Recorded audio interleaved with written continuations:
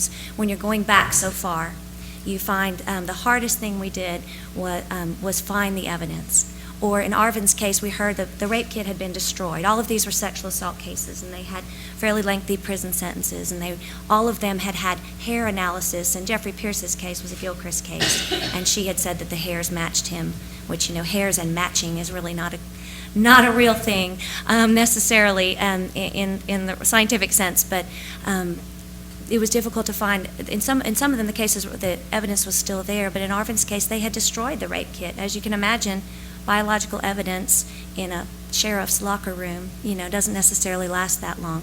But we learn through a process, which you'll learn if you work with a program. You learn where to look, and we found it in slides, still in exhibits. In one case, I believe in Arvin's case, was still part of an exhibit in the court reporter's box. And then when you find that evidence, we got it tested, and all three of them were exonerated and left prison after 14, 15, and in Calvin's case, 20 years. Wow. Did either of you envision doing this kind of work when you were law students? I always wanted to do criminal. You did? Absolutely not. I thought I'd be sitting in an office somewhere, which I do now. I do death penalty appeals now. I just stayed, the program was actually kind of under the umbrella of the Capital Direct Appeals Division, so I do death penalty appeals now. But I always thought I'd just be sitting in some dark office somewhere typing away, which is what I do now. But, these cases, there's something just so unique about them, and our sole purpose was to find DNA evidence and then to test it. And it was not necessarily a factual relooking at the facts, it was, just the evidence. And so it was a unique opportunity, and I can't really express, I can't even imagine what it's like for these gentlemen and for these men that I know personally to walk out of a prison after that long, after claiming your innocence for so long, and having somebody finally just come and sit down, and I know in one case in particular out of these three men who just said, nobody has ever listened to me.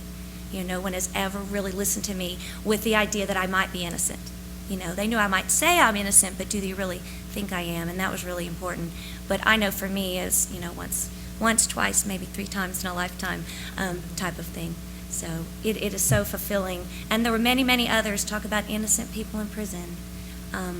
I met hundreds of men and some women due to the nature of the evidence. There weren't as many women, but there were some. Absolutely. Absolutely. I believe there are some people. Unfortunately, I don't think DNA is the key to their exoneration. I should just say that there are non-DNA exonerations. Greg's was an example of that. And one of the newest innocence clinics at a law school is at the University of Michigan. It just opened in January of 2009, and they only take non-DNA cases, and they've had 3 exonerations in their first year. So if we get a program going here, or I should say when we get a program going here, we will not confine ourselves to DNA cases. That's my thought.